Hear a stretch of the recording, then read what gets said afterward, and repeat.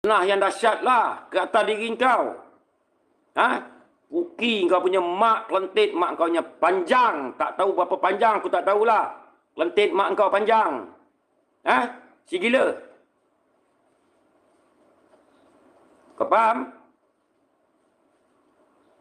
Aku tahu. Keling itu bodoh.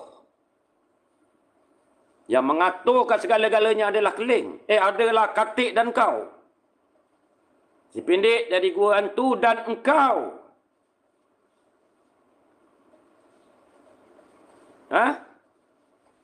Kau bermain dengan akta kononnya begitu, begini.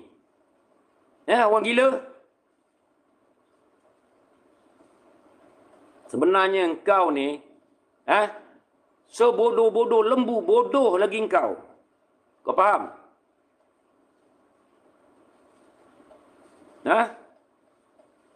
So, daripada sinilah engkau terbabit. Engkau terbabit. Apabila hari mangsa membuat laporan polis atas paksaan, atas ugutan, nak menyebarkan gambar bogel kononnya, engkau telah mengeluarkan laporan polis beliau. Engkau cakap engkau kongsi. Kepala bapa engkau kongsi. Kau ingat aku baru hari ini main YouTube? Kau ingat aku hari ini baru kenal YouTube ke? Gila.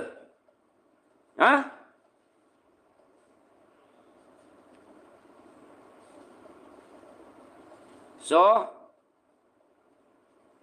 kau adalah suspek utama. Kerana engkau telah mengeluarkan bukti awal kejadian.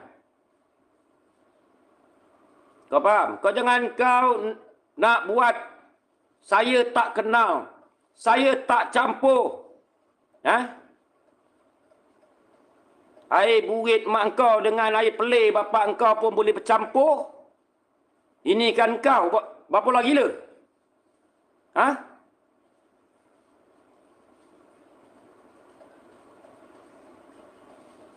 Kau tunggu. Kau tunggu saat kemunculannya. Kalau aku cakap, aku kota setiap apa yang aku cakap. Dan yang lain, Zulkifli, Epul, Rabi Jasman jual jubuh. Pengakuan kau, bangsa datang ke rumah kau. Pengakuan kau, mangsa datang ke rumah kau. Mangsa tahu ke rumah kau? Ke mana mangsa nak pergi? Ke mana aku pergi?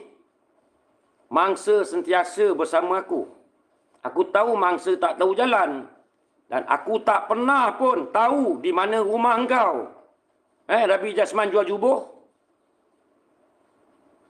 Kau jangan nak ungkit berapa duit yang kau dah bagi.